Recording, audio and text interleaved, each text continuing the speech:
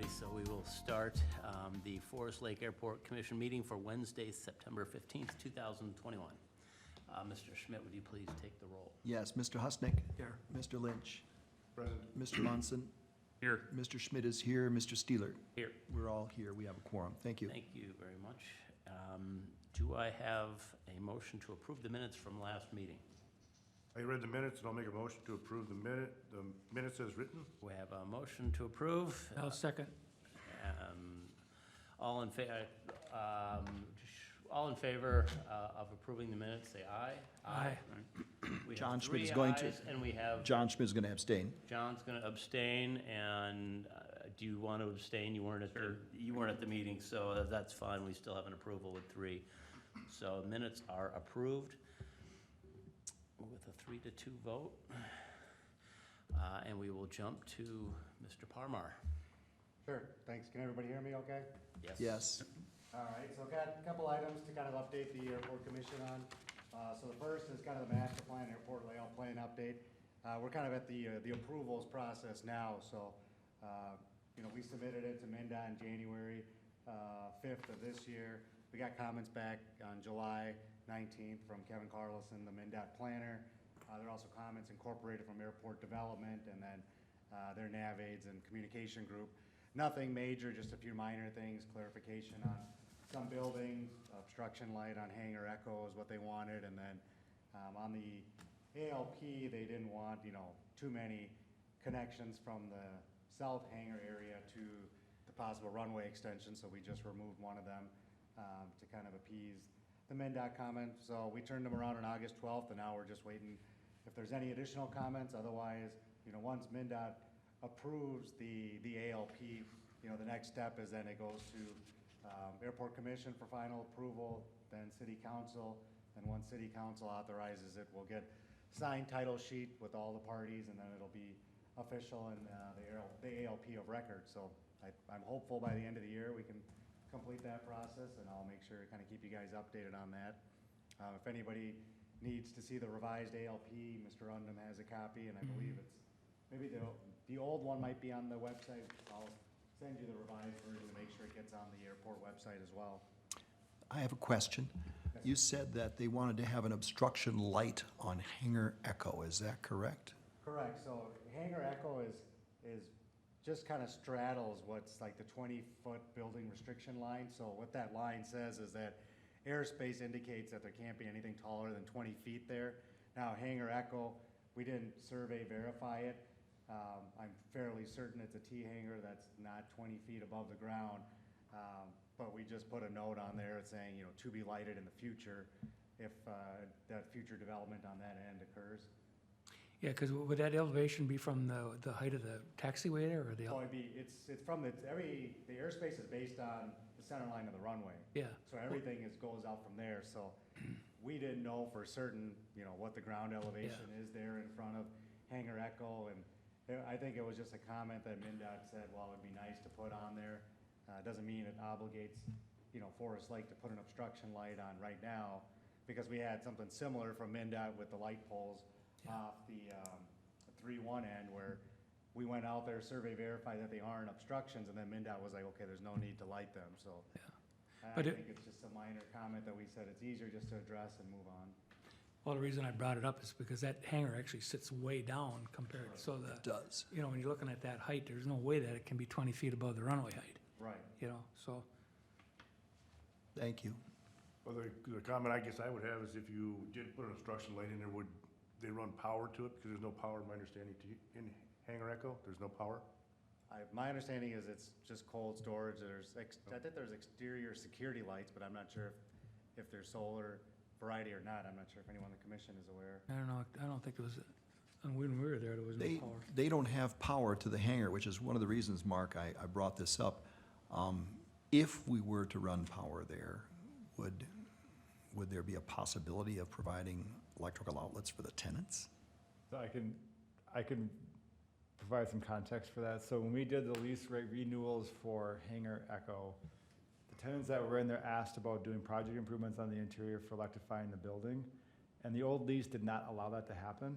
But the new lease, if they want to expend the funds to have the electrification happen inside the building, they're able to do so, but they expend it, you know, the lease is pretty clear that whatever improvements you make, when you leave the building, they stay there. Yeah. So it's on their expense, so if somebody really truly wanted to put power into the building, they can now do so with the lease improvements that we made to that to allow it to happen, but it's on their expense.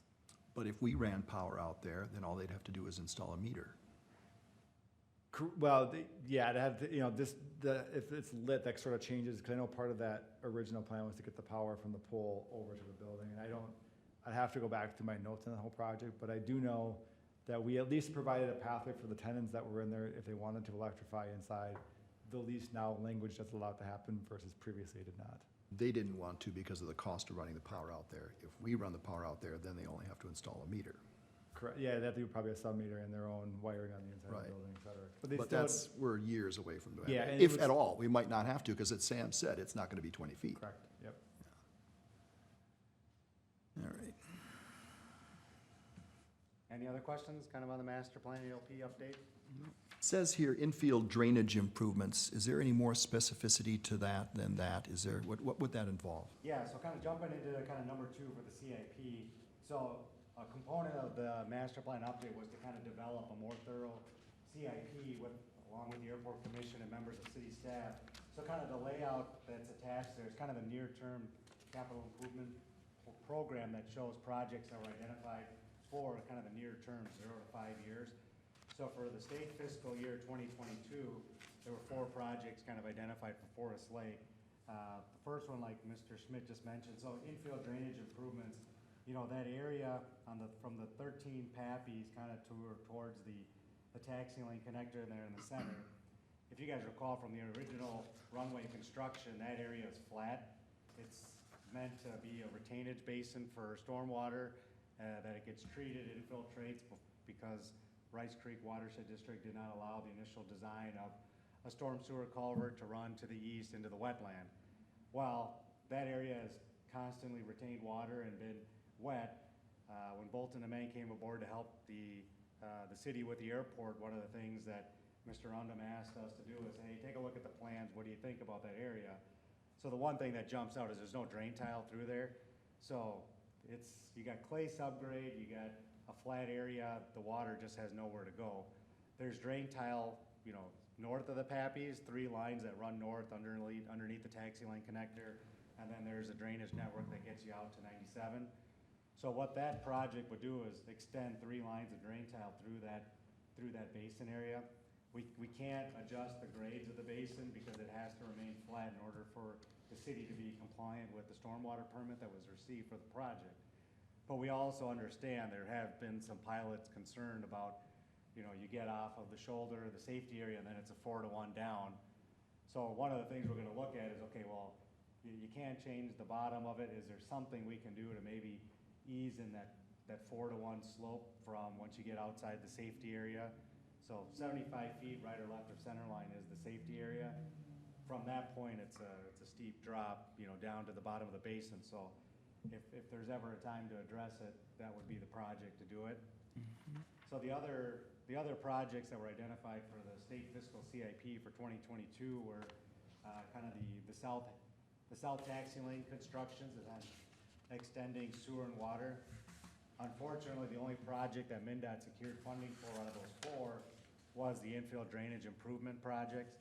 Mr. Undum received an email from MnDOT, I believe it was 2 weeks ago, stating that funding has been appropriated and now it's in the city of Forest Lake's court, just to notify MnDOT that, yeah, it is our intent to utilize state funding to complete that project. So for state fiscal 22, MnDOT is contributing 95% of the cost, and then the city share would be 5%.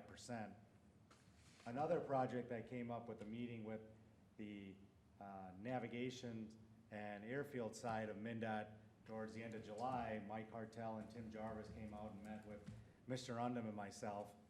So at MnDOT, there's 3 different departments that work in airports. You got airport development, you got planning, and then you also have their nav aids and operations group.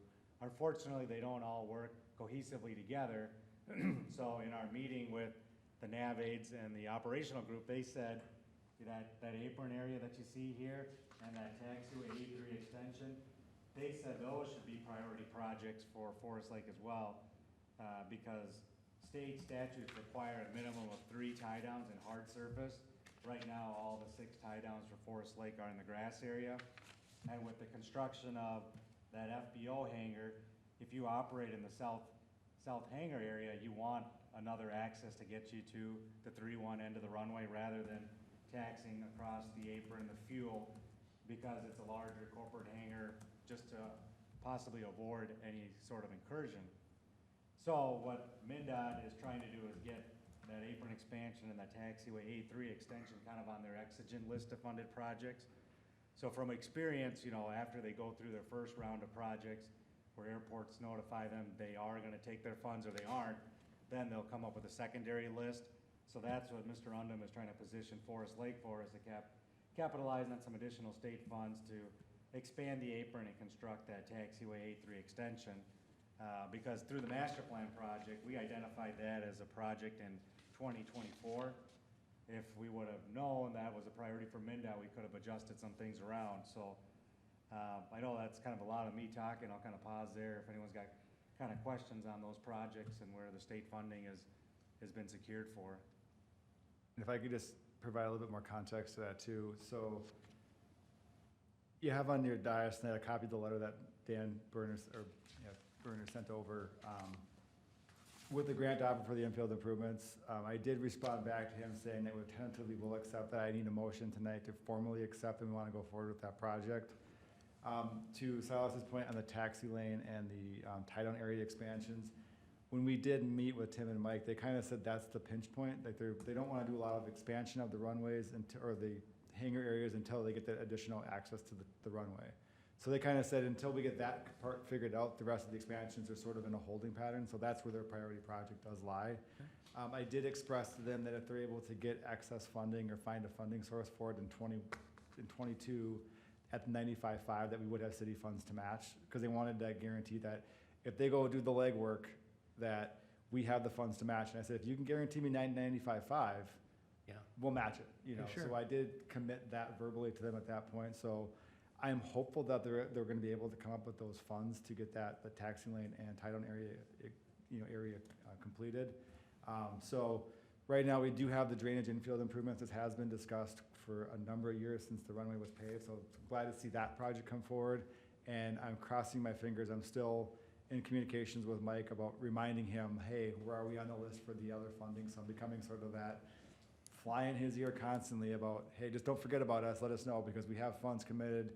I'm working on the budget. If I can get a number early on, I can get that, factored in. But both those would be great projects from a safety perspective and from positioning the airport well for future expansions to happen as well. That's great that you had that conversation and got that information. I mean, that's good to know that that's what they want to do next. And That's what they're willing to fund next. It's been a change, so it's really nice to kind of figure out from their standpoint what on our list is their priorities, because I think we've always submitted what our priority list has sort of been, and it may not always match up from theirs. And I said, if we'd had this meeting 6-7 months ago, they had excess funds from 21 that they could have allocated, and I'm like, well, I did put a request in, but it didn't get to Mike's desk, and I'm like, Yeah. I was like 6 weeks too late, and I was like, well, I tried, I emailed a number of times, but at least now I have the right contact person, so I'm gonna constantly sort of be on his case to figure out where we are in the oxygen funding list for the tax lane improvements. Yeah. The grass adjacent to the runway on the southwest side, we thought could possibly be used for emergency landing purposes on grass. Is any dirt going to be removed from the center area for that tiling or drainage that we could possibly put over there? Because right now the slope is just not quite optimal yet. So if you're talking about the west side of the runway, Yeah. that area is not in the project limits. What we're working on is kind of the infield area between the runway and the parallel taxi. Right, but if there's any dirt removed from there, can we put it to the west side I and gotcha. even it out and so forth? And Aren't the Pappies in the way there? A little Um, bit, but The that's, Pappies would be further on the 3-1 end, further south, right? I'm Well, just it- talking the parallel emergency grass. it's not an emergency. Depends on whether Or- they like grass or not. Right, exactly, the grass area where a person could land. No, I don't think we should be messing with that, I can see where we'd want to fill in some ruts or something like that, but But not any slope or imagine there's a anything. little bit of a slope there for drainage or whatever. Yeah, I mean, it's it's not probably- an official landing surface, so I understand, tail draggers, some ultralights, they prefer grass over the hard surface. You see that at a number of airports, but if you're, it's just, it's in the wording, if you're saying, you're just like Mr. Husnick's saying, if we're just trying to smooth out an area there for the mower or something like that, it's a lot different how you characterize it, so. But get back to your point, Mr. Schmidt, right now, we're very limited in terms of what we can do in that infield area because that Rice Creek Watershed District Right. permit that they offered was very narrow scope. Yep. That area was designed to retain stormwater. We're just trying to find a way for the stormwater to go away so Public Works can mow it a little bit better. And, the big fear is that area is gonna turn into a wetland before we know it, and if it gets designated as one, well then, And we're in trouble. then you're in trouble because you can't mitigate it, otherwise you gotta get 2 acres of credit for one, and that Right. just gets costly. So fortunately, MnDOT came through with funding at this point. And several pilots have been vocal about getting that dried up for safety reasons as Correct. well, so. Yeah, I mean, it's been known here from the commission that that's something needed to be addressed for a number of years, so. So if all the paperwork went through, you'd break ground as early as next spring? Well, see, that's the thing, now it's like, if MnDOT, their state fiscal '22 started July 1, typically they announce their list of funded projects sometime in June, where considering how dry it was, I mean, that would have been the perfect time, because even you rip that up in the heart of summer when it's 100 degrees days, you're gonna find water, just considering the site condition there, but it makes it a lot easier for the contractor. I mean, we could certainly, design the project and probably get a contractor out there in October, but that's not gonna be the ideal time, because one rainfall event is gonna cause construction issues, and then, the groundwater could be raising higher at that point with, we're getting steady rain now, so it's, very likely a project, we try to do construction next summer, considering the nature of the work, being you're running tile underground. I think the pilots at 25 Delta would welcome the drainage. Yeah, it's been something I know that's been discussed for a number of years. Dan, did I hear you say you needed a motion tonight?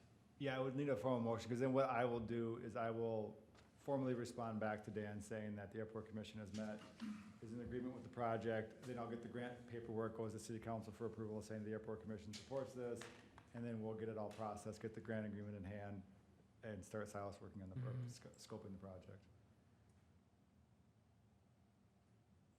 So do we have a motion to approve the matching funds for the infield drainage improvements? I'll make a motion to approve the matching funds for the infield drainage project. To recommend to the city council for the approval of the funds. We have a motion. Is there any other discussion? John Schmidt will second it. John Schmidt seconds it. All in favor of recommending to the Forest Lake City Council that the matching funds be approved for the infield drainage improvements, say aye. Aye. It's unanimous. Opposed? Nay, none. There you go. I will start processing the paperwork with MnDOT and get that process going, so I make sure I have the grant agreements in place for next season's construction season, so there's no delay. Great, yeah. Do you have more topics to Yeah, talk so about? kind of, I'll let you keep going. back to the CIP, so, Dan Burner with MnDOT was at the airport flying. I also got a chance to talk to a number of pilots there and also some additional conversation with commission members. I believe we need to take a look at kind of revising how, as collectively as a commission and city, we prioritize the CIP for future projects moving forward. We know from MnDOT, they want to see the apron expansion and that taxiway 83 extension that's kind of on that 11 by 17 layout for certain moved up to state fiscal 2023. But in conversations with Dan Burner from MnDOT, in regards to the south taxi lanes construction, it's a very large capital cost. We have the estimate of $500,000 to construct the pavement, but then also run sanitary and sewer there. A comment that I heard from a number of other, guests at the fly-in was, well, why not look at that taxi lane Bravo extension first? Because if sewer and water has been brought over there by the private hangar, it might be a little more cost-effective option for the city to get, 5 more hangars in extending taxi lane Bravo, or before looking at the south taxi lane construction.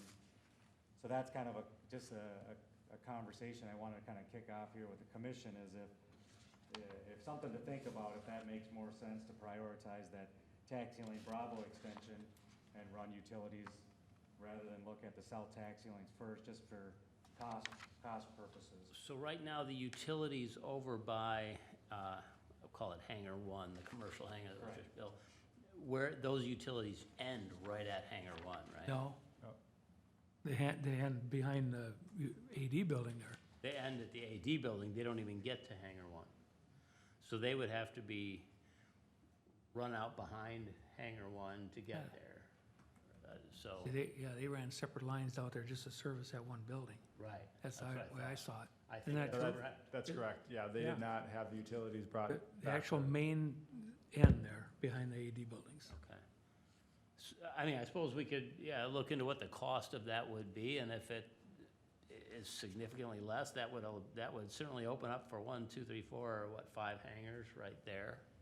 5 hangars, and right now, it's shown as an 80 by 80, but that doesn't mean the city could say, hey, we'll do the 60 by 60 lots, and might be able to squeeze. Might get one more in there. One more in, correct.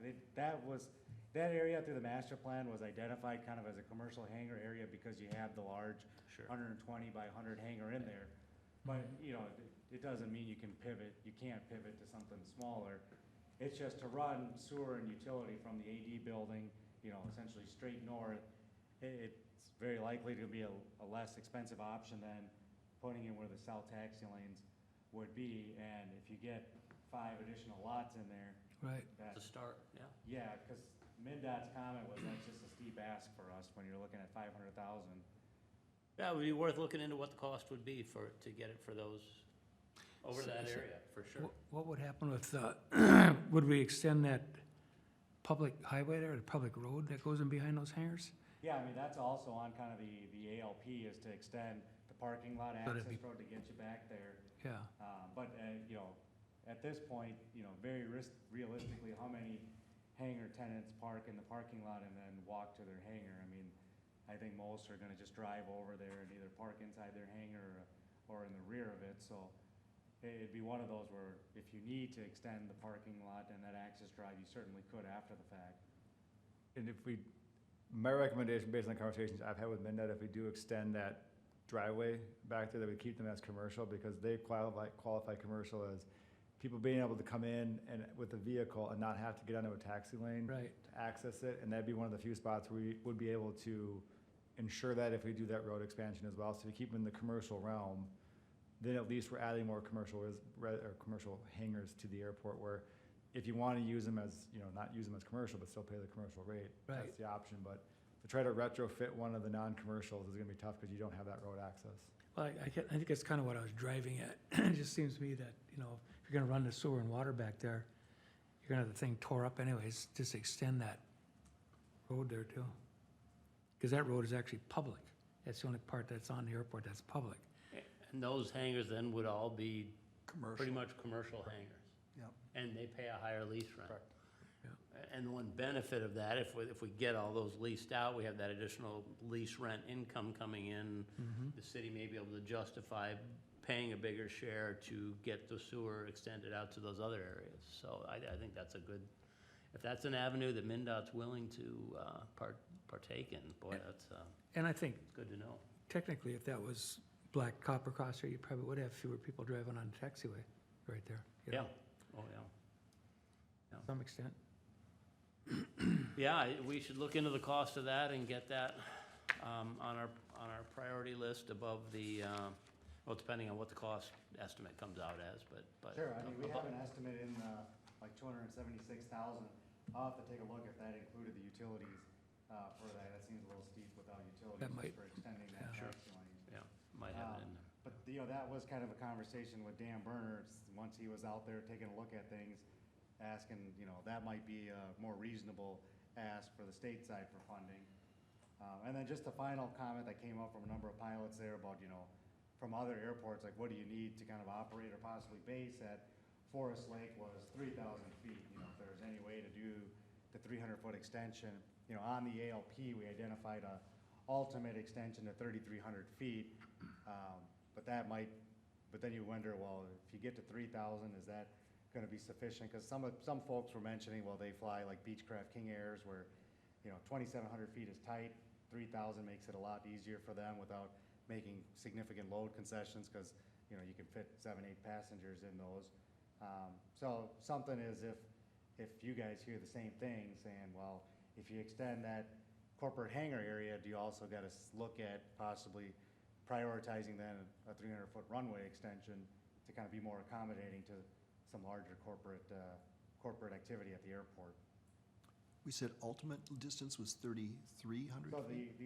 the ultimate, let me back up. So the maximum length of runway that Forest Lake could achieve without Right. relocating, Forest Road or 61 is 3,300. So in Yep. our opinion, it said, let's just show that in the ALP, but the most realistic extension is to 3,000.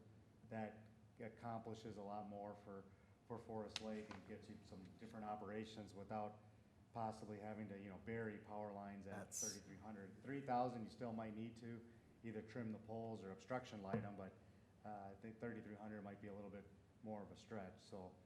But that was, 3,000 was something I heard from a number of pilots, saying if you can get to that, we can come in and out of here more frequently without, load concessions during, the summertime particularly.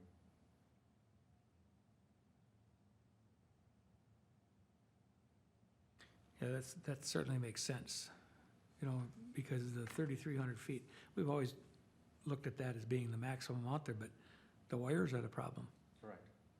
so. Yeah, so I just kind of wanted to update the commission on what I was hearing and kind of the comments from MinDOT. We still got a couple months. February of next year is when, the CIP has to be finalized for 2023. So you have some time, but I kind of wanted to get out ahead of it to have the commission start thinking before kind of making some revisions to the CIP to see. Well, it makes sense, let's do what they're telling us, that's the Yeah. priority.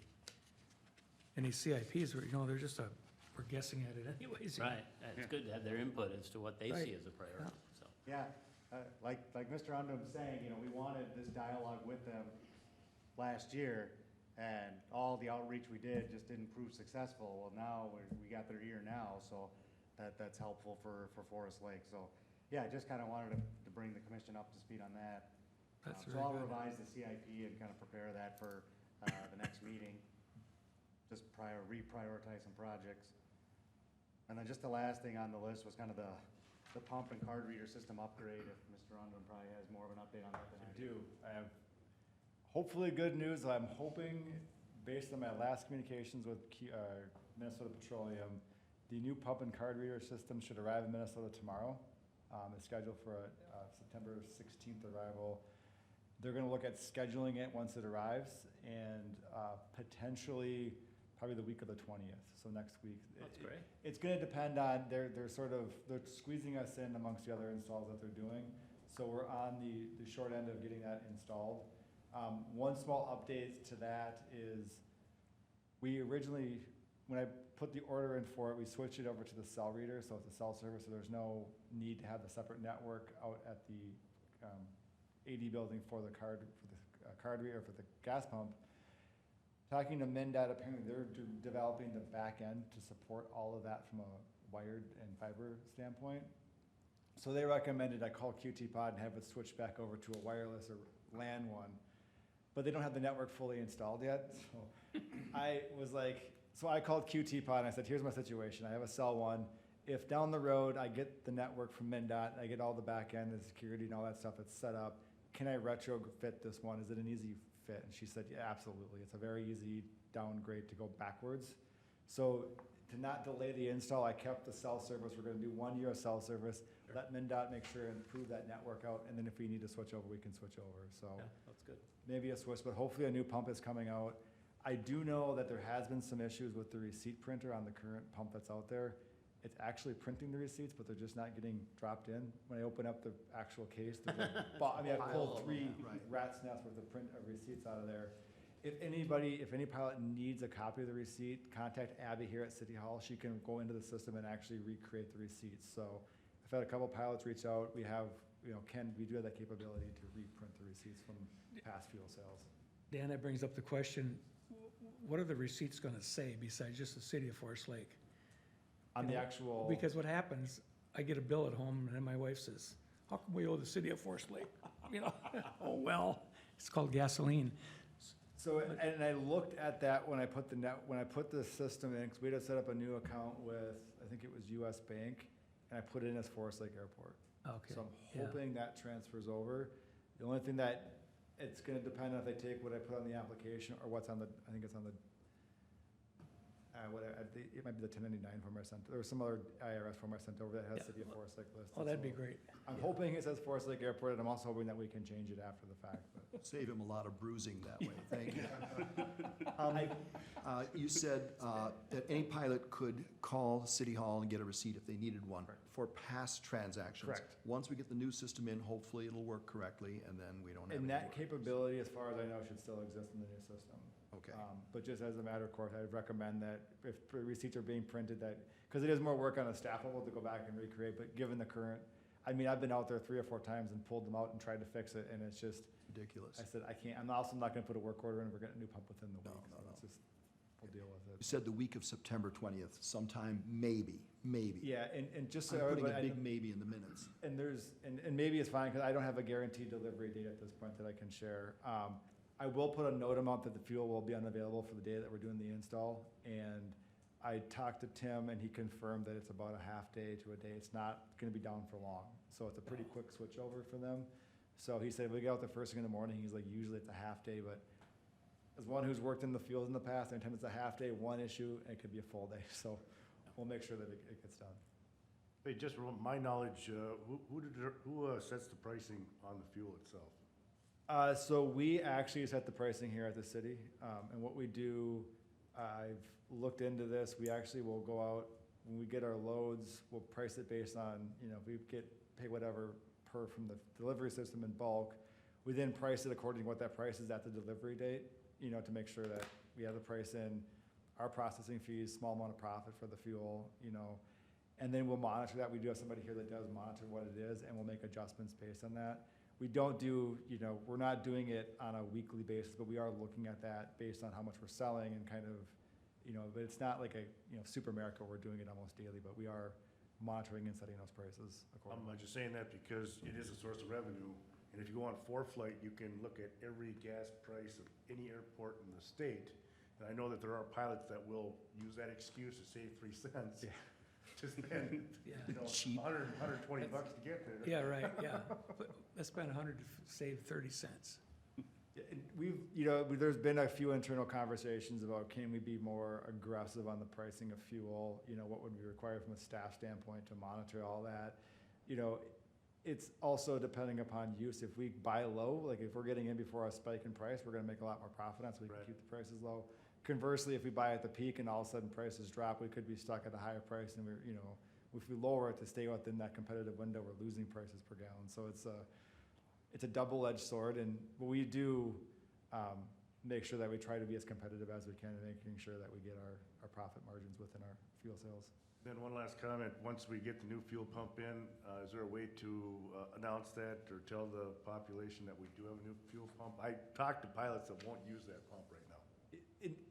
I'll send an email out I have a Hangar owner list, I'll let them know if the new fuel pump's installed. Beyond that, I don't know if our account I can't remember we have one account with a airport website. They may have a notice that I could put something on there, I actually don't know that for sure. But typically it's gonna be word of mouth is probably the best option, but we'll let everybody know that the new pump's installed. Okay, Silas, anything else? No, that was all. Thank you. Anybody else have any questions for Silas or anything before we'll wrap up? Okay, that's it for Silas. Next on our agenda is this discussion of markups, but you talked about that before. There were no significant markups, that's all. That was all part of your discussion before. You've already worked through with MnDOT and Correct. resubmitted all that, right? Okay, Correct. that was a separate line item on here for, so we'll jump to number 5, progress on building out the remaining existing hangar lots. And I think this is specifically with respect to the 3 hangar lots with the contract issues? Is that right, Mr. Schmidt? Is that what Yes, that's on? Yeah, that was an ongoing thing. Yeah, we kind always of an had. ongoing discussion. I keep having conversations, but again, as I've stated, not having a lot of leverage in order to force them to sign that amendment, and or the update to their lease. I keep reminding them if they do want to build, we have to sign that, and that, starts the clock on them. But none of them have come forward and said, I've all been told we have a project in the works, but they're not ready to sign at this point to start that clock. But if I had stronger language with which to go or stronger leverage, I would obviously try to make sure I could expedite that, but at this point, I just don't have much beyond a conversation, so I continue. And they can't transfer or sell that lease to somebody else right now. I believe they could transfer the lease, but if that was the case, prior to transfer, we'd make sure that a clock was put on the new lease. So then we could sign it. We could say as a condition of lease transfer, you have to sign this, which Right, gives you 18 okay, months. that's all, to I go. want to make sure that. Yeah. that it- Yeah, we can make okay. sure that happens. Which would be, if there is a lease transfer that does happen, that would be a part of that transfer. Okay. That sure got complicated for no reason as Yeah, far as yeah, I'm concerned. I know. And again, when I reached out to the city attorney, I said, so how do I cure a non-build? He kind of was like, there's conflicting language, you really can't so we have the paperwork, but he said, you really can't force them because the language says they just can't build. And he's like, you want them to build, but you can't force them to. As long as they can't profit from squatting on it as well by Right. Yeah. transferring it. I mean, it's sad that we have 15 or whatever people on a waiting list that want to build, and these guys are sitting on these things. But, all we can do is all we can do, so. But as a reminder too, there's 2 hangars out there that are for sale now too, so just so everybody knows. Are So- they reasonably priced, or I don't know about that. they One- unreasonably priced? One's on eBay, for sure, Okay. and I don't know where, Yeah, one on Barnstormers I couldn't find. Barnstormers, that's where it is, yeah. He said. I he said it was couldn't on- find it. I looked under airport property and whatnot, Forest Okay. Lake and nothing. I can Well- try and get it to you, I found it. I'm not interested in buying a hangar. And then I'm not sure where Mr. Dressel is advertising his, but I know it's for sale too, so I don't know what the prices are. Yeah. Don't know. And just so the airport commission's aware, if I do hear if they make a request for that waiting list, since it is public, I do pass it along to those. Yeah. And I tell them, I said, I don't meet, the list is getting a little long in the tooth for how long we've had it, but I said that was the interest list as of there, and do with it what they want, so. Yep. We do pass it along. Okay, next agenda item, display case in the AD building. So this item came up as a result of, I actually got called out and had to go into the old house at the end of the runway, the old Doherty house. And as we went through there, we found a few items in one of the rooms that had relation to like some field manuals for airplanes. I'm not a pilot, so I don't really know if there's historical value to these items or not. But as we was going through there, some of these items probably were cool from a historical standpoint, kind of bringing some of that history of the airport to light. And rather than have them sit just in a closet here at City Hall, we found a display case at the senior center, and if we want, we can put that out at the AD building and then populate that with historical items for either aviation or to the old, Holiday Airport operated, and Kay and Tom had it. So it's an opportunity to kind of show some of that history, so somebody comes in, they can kind of see some of those historical documents that are in there, and I think it's a better use of those documents than Right. than Oh, sure, collecting absolutely. gold or money. Yeah, I think that's a great idea. I do too. Is there a way to lock it? I asked that exact question, and he is looking into, I think he can get a pass-through lock for the back of it, to make sure nothing does walk off. But again, it's a glass display case, so somebody, if they really Smash wanted to and go. smash it, But I think, when I saw these things, a couple of like old navigation manuals, some repair manuals. We're in one of the outbuildings out there, and there's like an old aviation spark plug chart, and a few random parts that were still in there, which, on a crate from a Boeing motor, some part of an airplane, and again, I know automotive stuff a little bit, but aviation stuff is a little, so I don't know if there's any value in that. But maybe some of those pieces we could put on the wall too, just to, again, try to bring that history of the airport. I'd like to go out there with you sometime, Dan. take a Absolutely. look at it, yeah. I'd be good at that. Because you'd be a lot better at identifying if there's I value don't than know I about am. that, 'Cause but, yeah. to me, I don't have an idea. But yeah, we'll get together and get out there and take a look at it. All right, anything else anyone has for this evening? Mr. Schmidt, please. Discussion of the airport tractor. Could you talk about that, Dan? Again, so I got an email from Mr. Schmidt regarding the lawn tractor, the John Deere 420. No, I'm talking about the Oh, airport. the big tractor. one. The big one. The big one, okay. The big tractor. The I'll big talk about tractor. the lawn tractor, you talk about that. I could talk, the big tractor, I reached out to MnDOT, my contact there, because they were supposed to have an internal meeting in July and let me know what the price was gonna be and the pathway to get that sold. They contacted me back and they said that it got moved over to, and it's in the minutes from the last July meeting, whatever department it got moved over there. I reached back out and said, hey, it's been another 4 weeks, I still haven't heard anything, can you give me an update? And they said it's still within that specific division at MnDOT. So I am pounding the pavement as much as I can to try to get an answer on how we sell it, how we evaluate it. You know, because right now it's primarily valuation determination. We know that when we do sell it, 70% goes to the city, 30%, or there's a 70% goes to 70% MnDOT, goes to 30% comes back to the Yeah. airport fund. We're just trying to figure out how do we determine value. We started the conversation with, we have a trade-in valuation from a dealership that would have given us, if we traded on a new tractor, which would have been our normal process. And that, I think, is causing a sticky wicket because they don't know if they could auction it. Can you get more? Well, that's gonna depend on who's at the auction and what the market is in. So we're sort of like, here's our starting offer. If you wanna come a little bit higher to Yeah, account for that. it's, But I don't really have, I have no direct contact with them on that, so. you know, it just seems to me, you take it to a reputable dealer, they give you a value on it and call it a day, you know? We do, you know, per the request of the fly, and we did move it off the airport property, and is now, I believe, in the south building. It's being stored there now, Yeah, so we. right. Is that in Hangar Echo or? Not Hangar, I think it was too tall for Hangar Echo. I think it got moved to, Dave told me where it is. Somewhere. It's in a store. It's at the airport. It's actually off airport property, but it's, I Oh, believe it's Okay, in. south, okay. So it is there. So what I'm hoping to get that process. I mean, I would not have guessed it would take me from April to now to get it to where it is, but as soon as I know, I'll bring that back. Bureaucracy at its best, huh? There's another thing, and they just wanted to, there's volunteers at the airport that wanted this brought up at the airport commission meeting. It's a very small thing. In fact, it's a small garden tractor. It's a John Deere garden tractor. Apparently, it was owned by Tom and Kay back in the day, and now it's being used at the airport by some volunteers to mow public grass, not their own hangars, but public grass. And guys are using their own gas for it. It doesn't cost the airport commission a dime.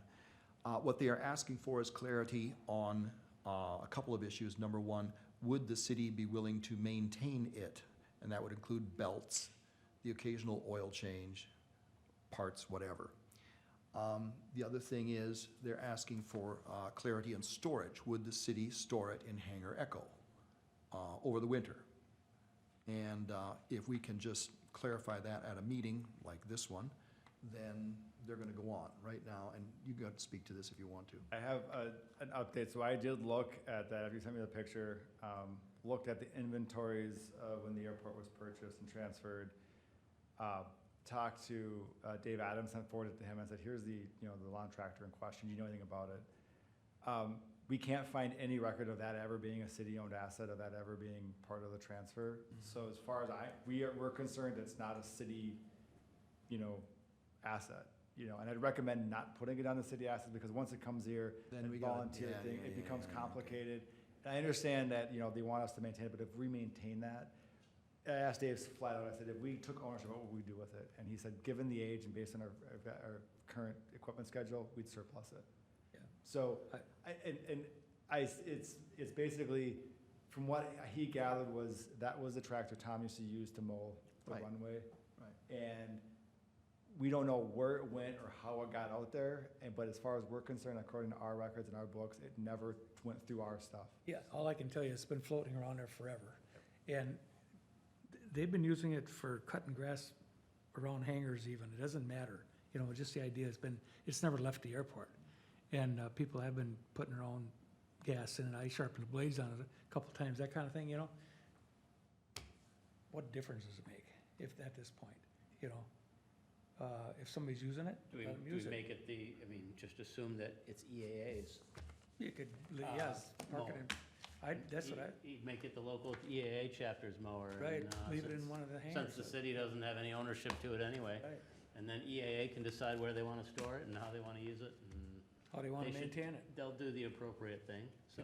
And if the maintenance is an And issue, the get city- rid of It's it. not a city issue. Not a city issue that we don't even have to vote on Yeah. or anything. We And don't that have is my recommendation wholeheartedly because you just don't want to get down to that bureaucrat. And I say that just as one who'd have to try to navigate that, you you're can- better. I think those involved in EAA over there in that chapter will do the right things with You it. can open up a can of So- snakes over an old, worn out lawnmower. Can we agree just to make all of our meetings at 6:30? Rather than 6 o'clock in the summer, or in the winter, and 6:30 in the, I mean, it's just less confusing for everybody. Can we just poof, make them at 6:30 and that's it? We can do that for 23, I'd recommend, because we already have the schedule out for, if we could make a motion to change because there's one more meeting scheduled for 21, but yeah, we can. But that's gonna be at 6:30. No, it's gonna be at 6. It was 6, yeah. supposed to be at 6, yeah. So it's 6. I don't care, but I'm just trying to make it less confusing for Well, this has everybody. been brought up before, I mean, it wouldn't make any difference to me. Doesn't make any difference to me as long as I know. The later time works better for me Right, normally, right. so. We don't that's need all a I can motion say. to that effect. We can just make it at 6:30. Let's make all our meetings at 6:30. Okay. Okay. Except we're gonna have one more than what you're saying. I'll At schedule that 6. in advance at 6:30. We'll make sure we'll change on the city calendar. We have enough leeway now. And going into next year, we're still gonna go every other month. And Silas, you were saying something comes up in February that sounds like a key, our CIP meeting. or- Right, but that's, the CIP will be, voted on by the commission Okay. before then. We I just have didn't to know make if we sure- needed to make sure that we have a meeting in February, that first Wednesday in February. No, as long as we get this passed by the commission and council, typically we do it towards the end of the year because commission can approve it and then it goes to council and they can budget for it, so Okay. I'm pretty certain we can get the CIP passed with the commission here next month and then Mr. Undum can run it through its course with Mr. Hosnick and council. And then I just have one thing on the PAPIs. So I did, in our meeting with MinDOT, they did notify me that the PAPIs are working intermittently. So they are working sometimes, they're not working other times. So I did release a note under that effect that goes into effect through mid-October. They have two recommended, because I asked them, so where do we go? I mean, there's not like a PAPI repair store in Forest Lake that I'm aware of. So I asked them, who do you recommend, do you have recommended contractor to work on these? Tire shop, maybe. What's that? No, we're just joking. And they said there are a couple of electrical companies that have an aviation wing that are specialized in PAPI repairs. One of them, so Tim was gonna reach out back to me with those two contacts. 'Cause, again, in talking to Dave Adams, this is a pretty complicated you don't want any electrician out there working on it, just from the way No, especially with that switching system. yeah, and that's what he said. So they have somebody who knows what it is. So I'm gonna get their contact. I'll reach out to them to get that fixed. And then, there's also some testing requirements that we're supposed to do, and once they get that fixed, we'll make sure that we get somebody from Public Works trained to make sure that they're aimed correctly, and we start doing that verifications as well, so. They are, right now, there's a note out that says PAPIs are working intermittently. If I need to extend that, because I can't get the contact out there, I'll just extend that out, but we'll make sure, it's on the list to get those corrected and fixed. Okay, we have a motion to adjourn. So move. Motion to adjourn, a second? I'll second it. We have a second, all in favor, aye. Aye. Aye. We are adjourned.